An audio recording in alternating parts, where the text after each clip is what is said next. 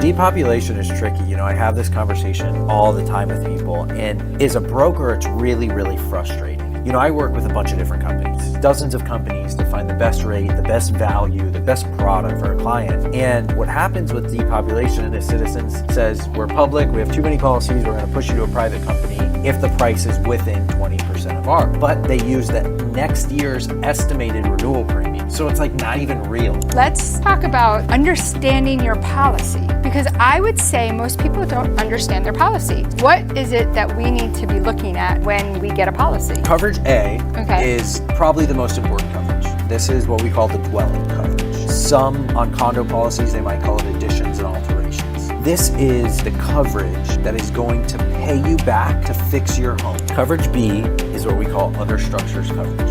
So we see this a lot more like up north, like northern US. It's a structure that is not attached to the main structure. So a detached garage would be a good example of this. Okay. A shed, a fence, these type of things. Welcome to Making Money with Laura Sanders, a name you can trust. With over 20 years of real estate experience and selling over 150 homes a year, Laura Sanders is the #1 RE/MAX agent in the state of Florida for 2021. Join us each week as we discuss how to make money through buying and flipping homes, to renting versus selling, and everything in between. To join the conversation, call in live 888-994-4995, Studio A. Hi everyone, welcome to Making Money with Laura Sanders, and I am your host, Laura Sanders. Today I'm here with Brandon. He is with Goosehead Insurance, and he is our insurance expert. He's helped us learn about depopulation, which is funny. That was a conversation with a client yesterday, and I was like, that's called depopulation. She goes, well, whatever that is, it sounds really scary. She goes, I said, I was depopulated last week I've been on a property. depopulated. Yes, and so it was funny, we were talking before we get into other things, but I was talking with her and I said, you know what, having the Federal Pacific Panel is actually good to not get depopulated. Maybe, but yeah. Maybe, wait, why do you say maybe? It's a longer conversation. Okay. But thanks for having me on the show. I always like being here. Yeah. Depopulation is tricky. I have this conversation all the time with people, and as a broker, it's really, really frustrating because, I work with a bunch of different companies, dozens of companies to find the best rate, the best value, the best product for a client. And what happens with depopulation is Citizens says, we're public, we have too many policies, we're going to push you to a private company if the price is within 20% of ours. Oh, it's 20? 20%. Oh, gosh. But they use that next year's estimated renewal premium. So it's like not even real. Because it's going to be more next year anyway, yeah. Next year. But what's frustrating is I see all the time that they'll depopulate to a private market company that I have access to. So what happens if, I'll give you an example. So I'm getting depopulated from Citizens, right? They've shown me what the new rate's going to be, and I think it was I want to say it was maybe $1,500 more a year, which is a lot of money. Mm-hmm. Now what's just happened could increase the rate this is for I want to say this is for May of next year. I'm depopulated for May of next year. How do we not know that May of next year, is it still going to be because Citizens is going to go up and they're going to go up? Or it says on that letter, estimated renewal premium. So it's really dumb how they do it. It's not really fair to the consumer. Yeah. So it's frustrating. So, but then why isn't there I know there is an insurance division in Tallahassee, right? Yeah. Why do they not step in? That is way above my pay grade. Yeah. I have no clue. There's everything Citizens does is written into our Florida state statutes. Okay. And so really it's about talking to your local legislative reps and calling the state, writing politicians. That's where the stuff gets done, and unfortunately, that's really tough process. Well, if anybody is listening to this and they know anything additional to what we've discussed, and maybe they are at a higher level, maybe we could get those people to give us a call, and we could have you on the show, and you can Yeah, join that'd be in. great. You know, and we could talk a little bit more in depth about depopulation, because, you know, I've always heard people say, yeah, I'm getting the insurance commission involved, and Yeah. yeah, It's a really difficult thing. And it's difficult, like I was saying before, with me as a broker, because there's, you know, companies that I go to, that I work with, I sell policies through, and their underwriting guidelines, if somebody's, let's say, buying a new house and getting a policy, are different for a new business policy than a depopulations policy. right. So that's what I was saying with the Federal Pacific panel. Well, I can't guarantee that that you're going to stay with Citizens just because you have the Federal Pacific panel. But They most- might depopulate you, and the company that they're depopulating you Will drop to, you. Well, they might say, well, we're going to accept it, but they won't accept it with me on new business side. That's where it's frustrating. Does that have So, something to do with the government? I don't think so. I think, and I don't know for sure, it's kind of like a secondary purchase of policies. Right. So they're buying them at a different rate, more than likely, or a discounted rate, and then they're willing to take it on. I don't know how all that back ends. Anyway, we have talked about depopulation. I digress. So let's talk about, though, understanding your policy. Because I would say most people don't understand their policy. So tell us, Brandon, what is it that we need to be looking at when we get a policy? So there's a lot of coverages on a policy. Typically 2 to 3 different deductible types, and within that there's also a bunch of ancillary coverages like animal liability. If your dog gets out and bites someone, are you covered? These for some people are really important. Right. But we're just going to go over the big ones. Okay. The big ones. So we have coverages A through F. Okay. It's like And- bra sizes. Bet you people didn't know there was Fs. So, so coverage A Okay. is probably the most important coverage. This is what we call the dwelling coverage. Some on condo policies, they might call it additions and alterations. So this is the coverage that is going to pay you back to fix your home. Okay. So typically anything a contractor would touch: floors, cabinets, countertops, walls, roofs, all of those type of things. Foundation. Foundation typically is included. Now, and this gets different. We won't go too far here in condo versus home, because Okay. they're relatively the same in these scenarios in the 30,000 foot view. But what that coverage A is the max the insurance company will pay out in the event of a total loss. Okay. And on home, we don't just arbitrarily come up with that number. The way that we come up with that number is something called a replacement cost estimator. Okay. And these change every year with inflation, with construction costs. And what that's doing is it's a software program that we plug in all the characteristics of the property: floors, example, okay. countertops, roof shape, ceiling height. It gets extremely granular. Okay. So if you get a quote back too quick, they probably didn't check all that stuff, because it's important to look through. Okay. So I pay for the MLS, what you use for properties. I also look at the property appraiser's website. So it's a benefit that you have a real estate license to be able to do that. Yeah. So most Well, insurance agents couldn't No, do that. they do not. Right. So I can get more information on the property to be able to see, and I can review attachments in the MLS. You can't find those on your typical syndicate website. Right. And So this is a benefit for working with Brandon. huge benefit. And so that replacement cost estimator software program, we plug in all the details and it spits a number back at us based on what the estimated cost to replace the structure would be, the building. And that can vary depending on which software program each carrier uses. They use different ones. But that program, the number that it gives, with most carriers, you can raise it a little bit, but you can't lower it. Okay. And so a lot of times people say, well, I only want to insure my house for $300 even though it's $600 to build. we can't really do that Okay. because we have to insure it to the cost. Unless they're doing it for themselves, right? Like if they don't have a mortgage. Even if you have a mortgage, most underwriting guidelines are going to state they want to be 100% of the replacement cost. Oh, okay. Now, sometimes we can go around that, but typically not. Okay.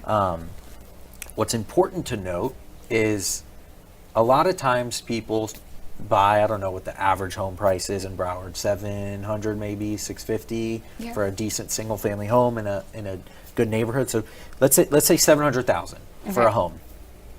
And then I send them a quote and it might say 450 in coverage A. And they say, whoa, I'm paying so much more for my house. Why are we only insuring this amount? Well, because of land value. Because of the land value. You're smarter than most people. Okay. The land value, but also what drives home prices more than anything typically is school zones. And so also school zones, or You're not going to lose the school zone. You're not going to lose the yeah, the because land the value. land or just where it's at. So if you take a house in Parkland, let's say, that's 750 and the replacement cost is 450.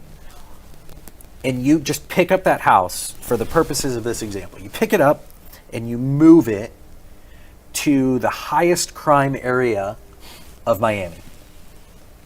Well, it's going to be the same cost to rebuild, but it would sell for significantly less. Correct. If you take that same house and you pick it up and you put it right on the beach on Hillsborough, it's going to sell for significantly more. Right. So on the insurance side, we want to make sure that we're only insuring to what it needs to be insured. You don't want to over-insure. So, like for instance, I had a client that was buying $1 million property, and well, it was actually like $2.5 million, and he was very concerned about not being, because coverage in Broward is different than coverage in Miami. So the max coverage, I believe, in Broward was what, 900,000? For Like what you could use as coverage, like the most they allow. Well, every company is different, what they Okay. allow in their underwriting guidelines and Okay. contracts. Citizens caps at 700 for most of the state, and then Miami and Monroe County will do $1 million. Okay. So what happens with the rest of the money if it was like it cost to Well, build you the just house? wouldn't be able to get Citizens. You just got to go to a private market. Which then that could be $50,000, $60,000. I run into that all the time. And it's unfortunate that, from my experience, Citizens oftentimes will underwrite their files heavier on policies that are closer to that mark. And so they really start to nitpick anything and try to get it over that mark. All right. That's been my experience. So I'm on the phone with them trying to see. So we've gotten through A, and we still have to go to F. So we're going to go to commercial break and hope we can get to B, C, D, E, F. We'll run through them. So stay tuned. We're going to go to commercial and check out our awesome sponsors, and we'll be right back. Whether you're buying, selling, refinancing, or building your dream home, you have a lot riding on your loan specialist. Max Fish, a top 1% mortgage loan officer in the nation, will give you a same-day qualifying quote. Max Fish is committed to providing his customers with mortgage services that exceed their expectations. Ensuring that you make the right choice for you and your family is his ultimate goal. Contact Max Fish today at 954-729-6933 or max.fisch@nwmcorp.net. At JK Closing Attorneys, we do all of the same things that a title company does, but with the benefits of being a law office. We can help with residential real estate, short sales, commercial real estate, refinances, 1031 exchanges, and FIRPTA withholding. Contact JK Closing Attorneys today at 954-332-3111. Again, that is 954-332-3111. You have been watching Making Money with Laura. For more information, contact Laura Sanders at 954-650-0827 or visit her website at theloracell.com. And now back to the show. Hi everyone, and welcome back to Making Money with Laura Sanders, and I am your host, Laura Sanders. So we're here with Brandon from Goosehead Insurance, and he is going over A through F. We've gotten through A, so let's move on to coverage B. So the other one should be pretty quick. Okay. Coverage B is what we call other structures coverage. So we see this a lot more like up north, like northern US. It's a structure that is not attached to the main structure. So a detached garage would be a good example of this. Okay. A shed, a fence, these type of things. Down here we typically see fences, but banks don't really care if you have coverage for that or not, and so you don't really need it. And so it's important to see if you actually want this coverage, if you want to pay the extra amount for it. Okay. Most of my clients don't have that coverage because it's just not needed. Well, we used to do that for screen enclosures, though. Really good thing to bring up. So depending on the company, screen enclosures are attached to the main structure. It's typically an ancillary coverage that you buy separate coverage for within the policy. But most of the time it may not be considered other structures. And what does that usually cost to add on something like? Usually it's in like $10,000 increments of how much coverage you want for the screen enclosure, and it might go up, $100 with each increment or $150 with each increment, whatever it is. So other structures isn't a huge deal. Coverage C, personal property, is important. So this is also synonymous with contents coverage. Okay. So personal property, contents, same thing. This is anything inside the house. If you take that house and you flip it upside down, what's going to fall out? Clothes, shoes, furniture, dishes. Appliances are included on this as well, typically. And TVs, anything like that. Now you might say, what if the TV's attached to the wall? The argument from a claims adjuster is probably going to be that it's contents coverage. I would think so, because you take it when you move. Typically. So a chandelier is more so going to be on the property side, the dwelling side. Okay. Not the contents side. So contents coverage gets tricky. There's two typical valuation methods for contents coverage: replacement cost and actual cash value. Okay. Actual cash value is replacement cost minus depreciation. So let's just take a couch, for example. Okay. Your couch is $5,000 brand new. And you say, I want, if there's a fire, for them to replace my couch. Well, you have to buy the replacement cost coverage, which is more expensive. If you don't buy the replacement cost, you can buy the actual cash value coverage, which is a step down. And that is, your couch is $5,000, but it's 10 years old, your dog peed on it, your kids spilt food on it, and so when the claims adjuster comes in, they're going to say, that couch was old, we'll give you $200. So they depreciate the value of it. Okay. And so it's really important to know which coverage you have. So, okay, so if I have coverage that would give me it would say full replacement value, right? It'll say replacement cost on contents. Okay, and how much more does that typically cost then? It usually depends on the total price or size of the policy. So typically contents coverage outside of condos on your regular homeowners policy is a percentage of the coverage A, the dwelling amount. So if your coverage A is $500,000, most companies won't do less than 25% of coverage C, contents. So 25% of that would be 100 and That's what $25,000. that you would get for your stuff. That's what you would get depending on which type of valuation method you choose. Replacement cost or actual cash value. Okay.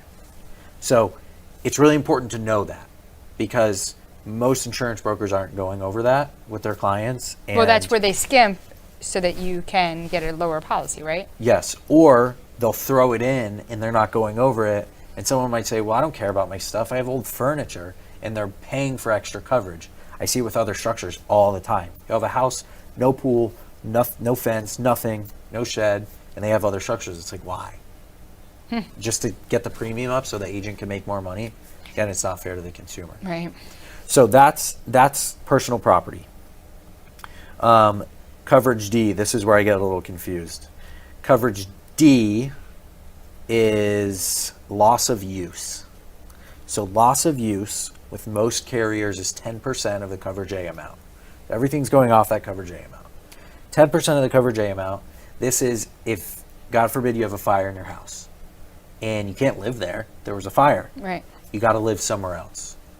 The insurance company is going to pay for you to live somewhere else with that up to that limit.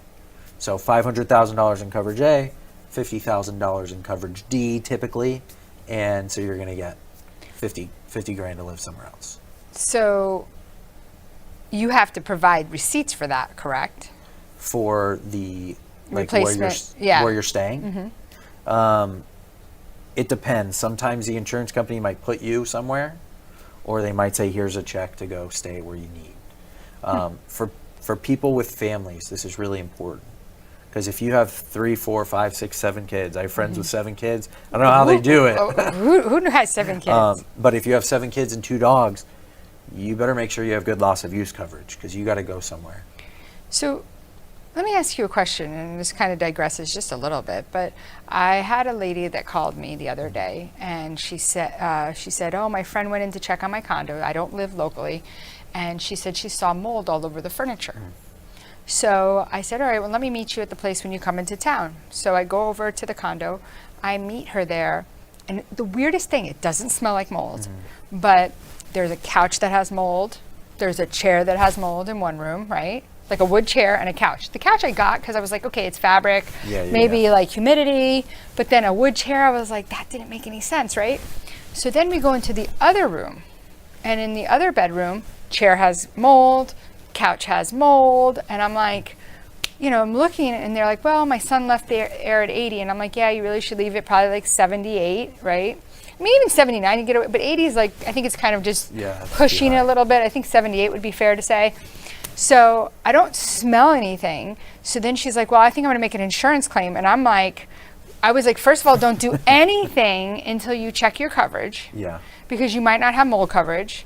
Because that's another thing. I guess that's something separate. That might be like separate, like one of those ancillaries that you add on. That's an ancillary coverage. Right. So I said, first of all, the minute you call and make a claim, whether it's good or not, they got you down. Like, bam, you've got a claim.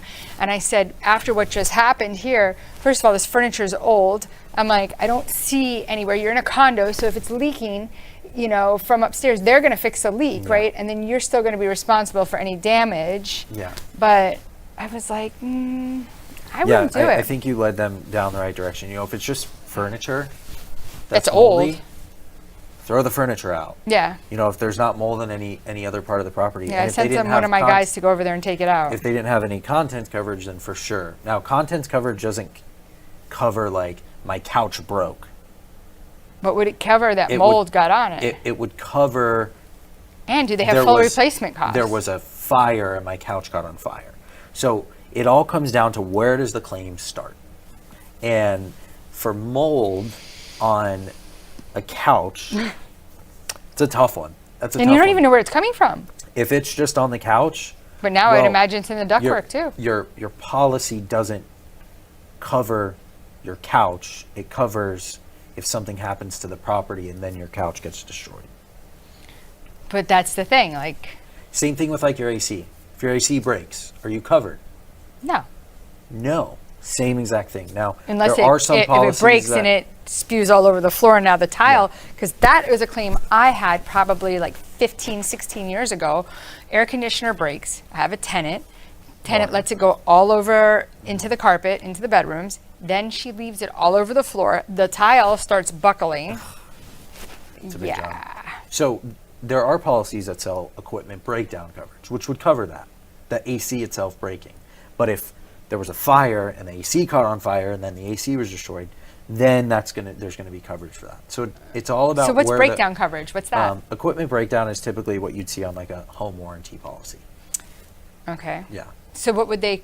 So if your air conditioner was to break down and now creates mold throughout the unit, is that covered? Well, mold would be covered. Under mold, but if you don't have mold coverage, then you're done. Correct. Even though something was created from the breakdown of the. Yeah. Interesting. So it's all about where the claim comes from. So So we went through A, B, C, D, E. We're almost done. A, B, C. How much time do we D. have left? I don't know. A couple minutes. Okay. E is personal liability. Okay. So I got a call last week about this, actually. Guy calls me, hey, we had, he emailed me, we had a contractor in our house doing work. The person working for the contractor finished a job, everything's good, but now she is saying she got hurt at our house, and she's suing the contractor and suing us. Oh my gosh, and you didn't even know she got hurt. And no, not that, they didn't tell me that. So those details weren't in there. So if someone sues you, most homeowners policies have liability coverage. Now, how that gets paid out and what legal fees and so on and so forth are really a case by case. Right. But that's there for those. Yeah, if anything could ever happen, it's happened to me. Someone falls into your pool and says, Hence why you need fences around your pool. And we've all heard crazy court stories about coffee spilling and you get burnt from the coffee, so they sue the company. $1 million. Yeah, but there's same thing happens where people have won cases where they trespass, they get hurt on somebody's property, and So there was a lady called me, wanted to sell her house, was upset because the kids in the neighborhood were all playing on her part. It was hers. So she called and asked, I guess, her insurance agent, and they said, yeah, if they get hurt playing on your lawn there, they can sue you. yeah, it's true. So she wanted to buy a new house, and I said, I think it would be cheaper for you to put a fence up.